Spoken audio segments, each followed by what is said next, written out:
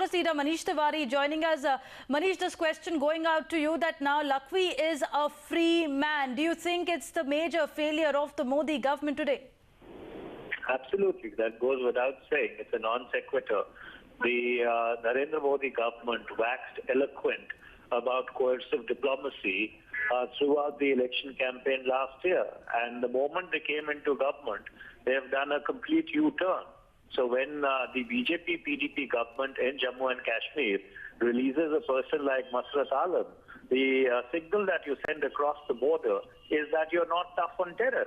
And so therefore, Pakistan goes ahead and releases Lakhvi. In fact, if you look back from 2008 to 2014, notwithstanding the fact that Pakistan did not hand over Lakhvi to India to stand trial for the 2611 riots, but they didn't have the 2611 outrage. They didn't have the temerity to try and release them from jail. But ever since this government came into office, in the past 10 months, you've seen effort after effort, flip-flop after flip-flop, in attempting to release Lakhvi. Well, we have Salman Khurshid who's joining us.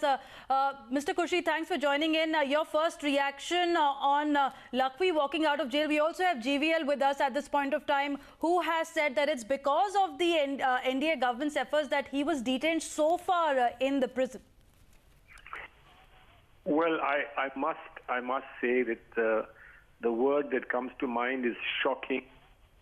But perhaps the word shocking is not strong enough for such a horrendous thing to have happened. And I think that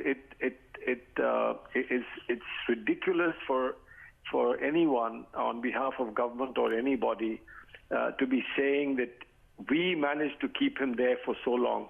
I think this is nothing short of ridiculous. It's sad. Today, we don't want to score points about what BJP has done or not done, and the government has done or not done. I think this is a matter that concerns the whole country. And as one single voice, the whole country, instead of taking credit for having extended his incarceration for so long, I think we should be looking at the fact that he's been released.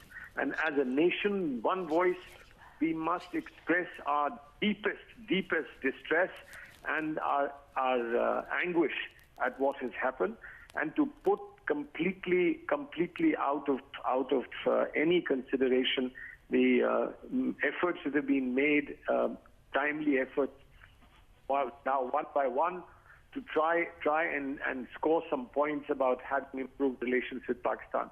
I think this is very, very sad, very, very sad.